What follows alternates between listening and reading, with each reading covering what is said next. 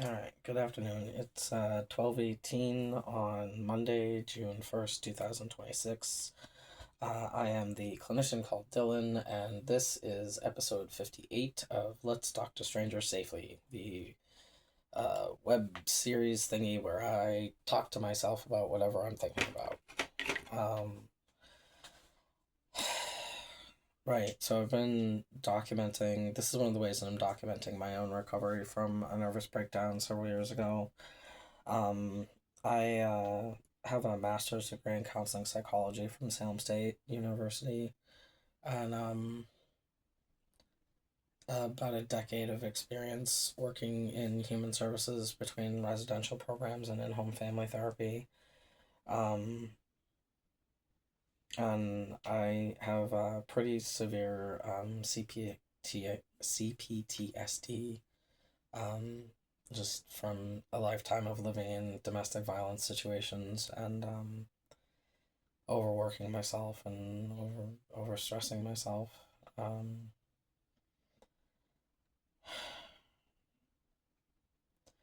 been repeatedly being locked in psych hospitals over and over and over again by people who think they know how to take care of me better than I do. Um, like, I appreciate the food, but like, our psych hospitals in the US are just like huge human trafficking centers where like they just like the police can just decide to say that anyone is just behaving erratically or making no sense or whatever they want to say, have that person sectioned and then locked in a hospital, and then if you're upset that they like take all of your stuff away from you and like leave you locked in a room by yourself, they use that as evidence that you're clearly mentally ill because you get upset when they lock you in a room with like no sensory input and take everything away from you. Like it's sick. And like they don't do that in ERs if they don't bring you in for a mental health reason. But if they bring you in for a mental health reason, the first thing they do is take away your phone and like all of your stuff away from you.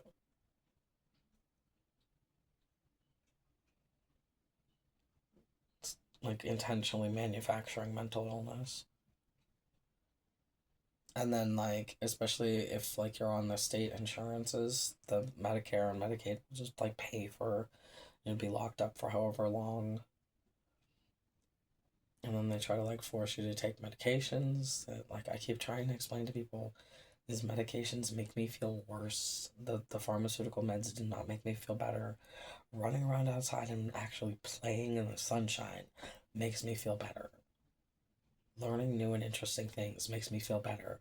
Sitting locked in a hospital with like just bare walls and just so understimulating.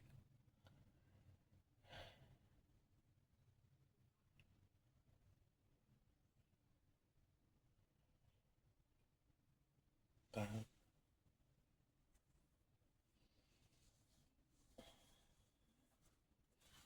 very overwhelmed. And I don't know what to do because at this point I was in the hospital so long I can't afford to get my car back. And fees already more than I make in a month.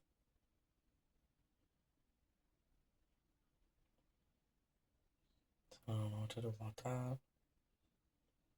Multiple court cases I'm dealing with.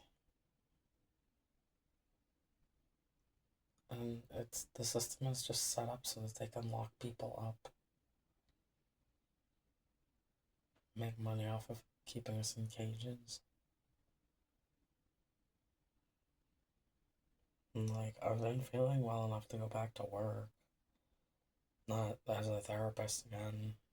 I just want to work in like a coffee shop or something, like a restaurant.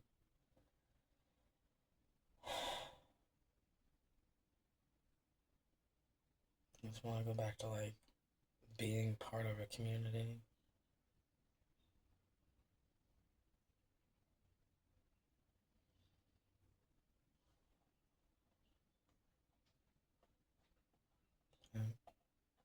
I'm gonna try and find a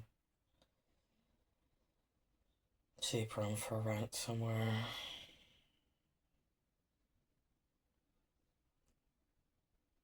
Just like try and have a private space to myself to recover in.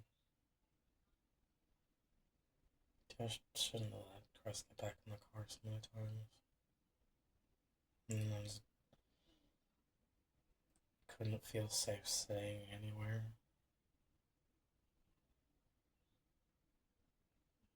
So, I don't know what I'm gonna do now. Oh, right. I was gonna try and find a place to rent, but I don't know for a deposit. To figure something out.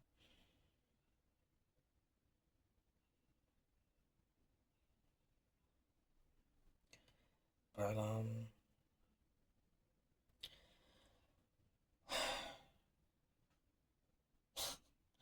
I told myself, I'm still debating it. I'm gonna go ask questions, depending on how tomorrow goes.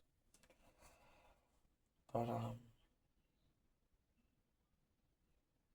trying to apply as a refugee in Canada, like, can I do that?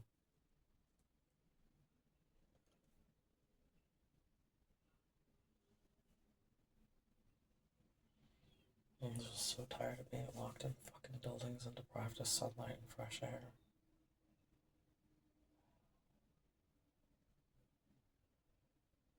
Like, that's not healthcare. It's a way to drive a person insane. And they wake you up in the ER, in the psych hospitals, like every 15 minutes.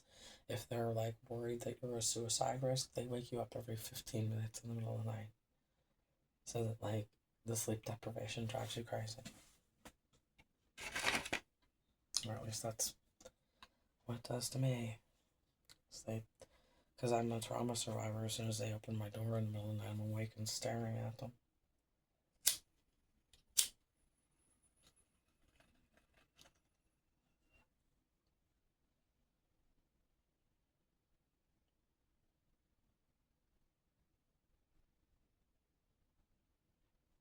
And this is what has been the most effective anti-anxiety and like antidepressant for me.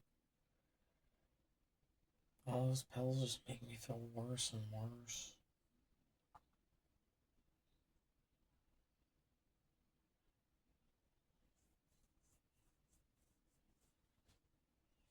Anyway, gonna go lay down again, I guess.